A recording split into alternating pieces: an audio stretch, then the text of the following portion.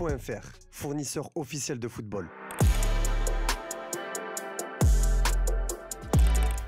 Bonjour à tous et bienvenue dans une nouvelle édition du JT Foot Mercato. On commence avec le Stade Brestois qui a officialisé son nouveau stade Arkea Park à travers un communiqué. La commission d'enquête publique a donné son feu vert au futur stade de Brest. Dans un avis favorable rendu ce mardi 15 juillet, elle a souligné la pertinence du projet et son caractère d'intérêt général, confirmant ainsi l'ancrage territorial de l'Arkea Park prévu à Guy-Pavas. Selon Brest Métropole, c'est plus de 2200 contributions citoyennes qui ont été recueillies durant l'enquête, témoignant d'un réel intérêt du grand public. La procédure a permis de dégager une vraie représentativité des avis et de confirmer la pertinence du projet au regard des enjeux du territoire, précise la collectivité dans un communiqué. Du côté du club, les coprésidents du Stade Brestois se sont félicités de cette étape franchie. À l'aube de ces nombreuses contributions, nous sommes heureux de voir que le grand public s'intéresse à l'Arkea Park. 6 mois après la déclaration d'intérêt général par la ministre des Sports, cet avis est une nouvelle confirmation que nous allons dans la bonne direction. Arkea Park, qui viendra remplacer le vétus Stade Francis Leblay en centre-ville, proposera 15 000 places dans un cadre plus moderne et adapté aux standards actuels. Le coût global du chantier est estimé à 106,5 millions d'euros avec une livraison prévue au 3e trimestre 2028 selon le rapport d'enquête. Toujours à Brest, fraîchement prolongé jusqu'en 2027, Éric Roy, entraîneur brestois depuis 2023, retourne au travail avec une équipe qu'il a lui-même fait décoller. Après avoir goûté à la Ligue des Champions la saison passée, le coach de 57 ans a longuement expliqué dans l'équipe sa décision de rester et de prolonger. Il a aussi évoqué les nouveaux défis à venir et se prépare à nouveau à lutter avec ce qu'on lui donnera. On reste ambitieux en tenant compte des réalités financières, donc avec l'objectif déjà de se maintenir. Dans le sport de haut niveau, il y a des exploits et pour les répéter, c'est compliqué, a révélé l'ancien joueur de l'OM et de l'OL. Au sujet du mercato, il explique aussi que le club semble dans le flou. On est dans une période très incertaine par rapport au mercato, on ne sait pas si on aura une équipe plus ou moins compétitive. D'un autre côté, on peut aussi se bonifier. On a vécu une saison enrichissante avec des joueurs capables d'élever leur niveau de jeu, ce qui doit nous permettre de passer un palier. Déclarant également que son plus gros recrutement serait de garder ceux qui sont là, le coach des Tizef ne verrait pas d'un bon oeil le départ de ses joueurs. Nul doute qu'à Brest, le chantier du stade mais aussi de l'effectif ne fait que débuter. On part dans le nord désormais où c'est le calme plat pour Edon Zegrova au LOSC. Le LOSC met le turbo cet été. Lancé à toute allure sur le mercato, les pensionnaires du stade Pierre-Mauroy ont déjà enrôlé Olivier Giroud, Arnaud Bodart ou Marius Brolom. Hamza Igaman des Rangers pourrait être le suivant comme expliqué par nos soins. Lille essaye aussi de mettre la main sur le jeune talent de Copenhague Abdul Darami. Si tout semble se goupiller pour le mieux dans le sens des arrivées, on ne peut pas en dire autant dans le sens des départs. Celui d'Edon Zegrova qui semblait inéluctable depuis la fin de saison s'éternise, la faute à un manque de propositions. En effet, ça ne bouge pas vraiment pour le footballeur de 26 ans, précieux en début de saison dernière avant sa blessure aux adducteurs et un temps dans le viseur de Naples après le départ de Gvišak Kvaratskhelia au PSG en janvier dernier. L'international kosovar a encore été suivi par les Parthenopei cet été, une piste qui risque de se refermer avec la signature de Noah Lang attendue aujourd'hui. Il y a quelques jours, le nom de Zegrova était également cité du côté de l'Atalanta Bergame. La DA pense à lui pour compenser le départ d'Ademola Lookman dont on parle à l'Inter. Outre l'Italie, le Lillois a un temps été associé au FC Barcelone. Le quotidien Sport avait évoqué cette piste mais elle ne semble plus d'actualité. Bref, les options se réduisent pour le Kosovar. L'équipe explique d'ailleurs ce mercredi qu'Olivier Létang, qui avait refusé 20 millions d'euros de Naples pour lui l'hiver dernier, doit regretter son choix. Le joueur qui n'a pas rejoué depuis le 14 décembre n'a pas prolongé et peu de clubs se manifestent alors que les Dogs espèrent en récupérer au moins 20 millions d'euros. Selon le site spécialisé Transfermarkt, sa valeur marchande est estimée à 25 millions. En attendant qu'une porte de sortie qui convienne à tous s'ouvre enfin, Zegrova lui est mis à l'écart et n'a plus accès au vestiaire avec le groupe de Genesio. Il n'a pas non plus joué durant les amicaux. Au LOSC, on est visiblement déjà passé à autre chose.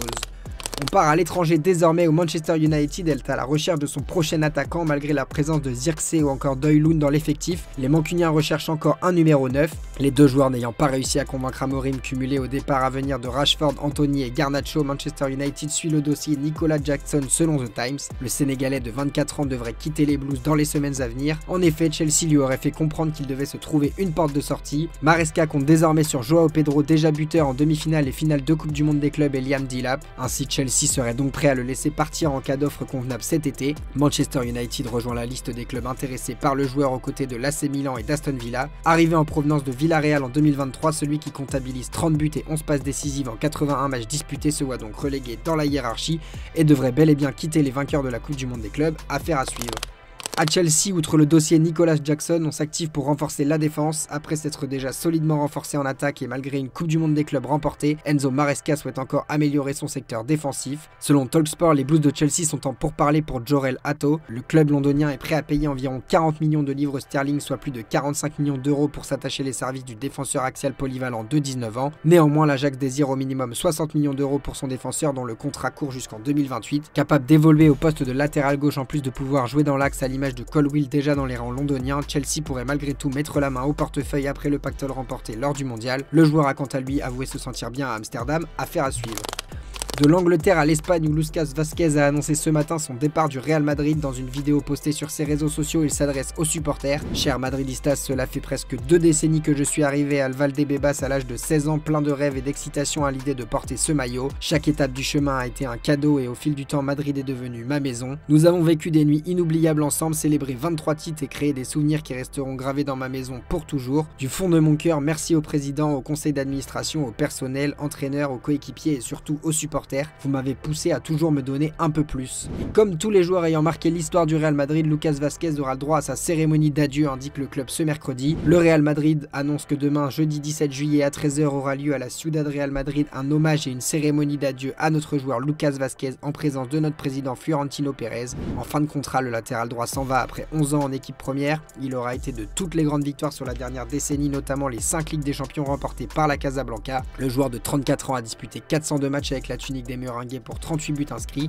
Après avoir disputé la Coupe du Monde des clubs, l'Espagnol est annoncé dans le Golfe et en Turquie où Fenerbahçe lui fait les yeux doux. Et puis toujours au Real, le départ d'un autre cadre du vestiaire pourrait se concrétiser dans les prochaines semaines. Alors qu'il ne semble pas dans les plans de Xabi Alonso pour la saison à venir, Rodrigo devrait bel et bien quitter la Casablanca. C'est notre sondage du jour, où va évoluer Rodrigo cette saison. Les votes sont très partagés pour le moment avec Arsenal et Liverpool qui tiennent la tête.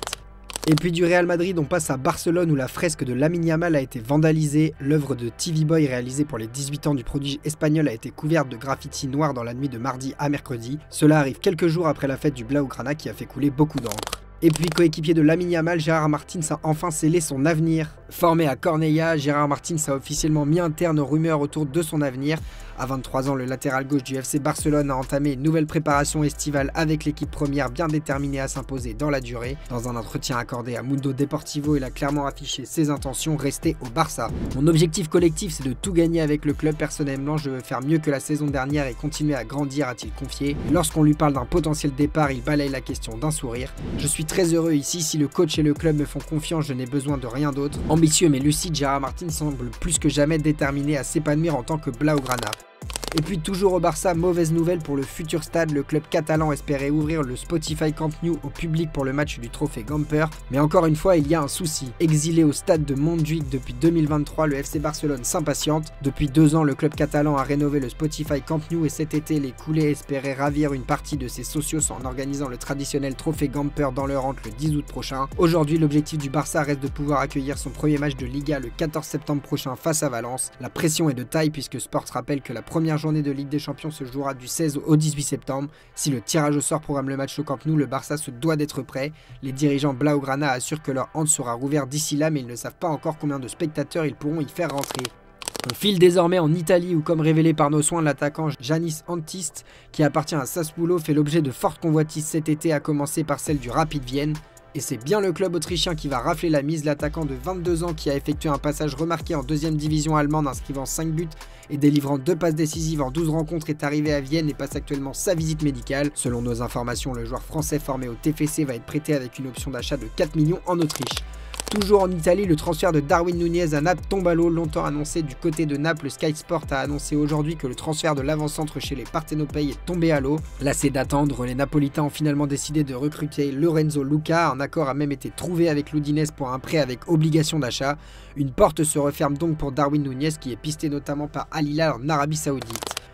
On passe aux officiels du jour et on commence par le RC Strasbourg qui a officialisé l'arrivée de Maximilian Oyedele en provenance du Legia Varsovie. Âgé de 20 ans, le milieu de terrain et international polonais débarque en Ligue 1 contre 6 millions d'euros au montant de sa clause libératoire et devrait être le successeur d'André Santos qui a fait son retour à Chelsea. En Allemagne, ça bouge également avec le RB Leipzig qui s'offre une recrue à 20 millions d'euros pour renforcer son attaque. En effet, Yann Diomandé, 18 ans, quitte l'Espagne et Leganés pour filer en Bundesliga. L'Ivoirien signe un contrat jusqu'en 2030 et portera le numéro 49, a annoncé la formation allemande. Et puis Kylian Sildia s'engage avec le PSV Eindhoven. Comme attendu, l'international espoir français rejoint le PSV. Le club néerlandais a trouvé un accord avec Fribourg pour le transfert du latéral droit de 23 ans qui s'est engagé jusqu'en 2030. Il rejoindra dès mercredi le camp d'entraînement principal de l'équipe à Marienfeld en Allemagne. En Espagne, Villarreal blinde Nicolas Pepe, joueur de Villarreal depuis 2024. Nicolas Pepe se sent bien en Espagne. À 30 ans, l'ancien Gunnar sort d'une saison ponctuée par 3 buts et 6 passes décisives en 28 ans et a aujourd'hui prolongé son contrat de 2 ans avec le sous-marin jaune avec qui il est désormais lié jusqu'en 2028. On se rend désormais au Brésil où Neymar prépare la saison à venir avec Santos. Présent à l'entraînement avec ses coéquipiers, le Brésilien s'est vu être rejoint par son fils de 13 ans. Une séquence amusante où l'on voit la star brésilienne être sans pitié et réaliser un petit pont et un tac sur l'adolescent. C'est notre image du jour, je vous remercie de nous avoir regardés et on se dit à demain pour de nouvelles vidéos sur Foot Mercato.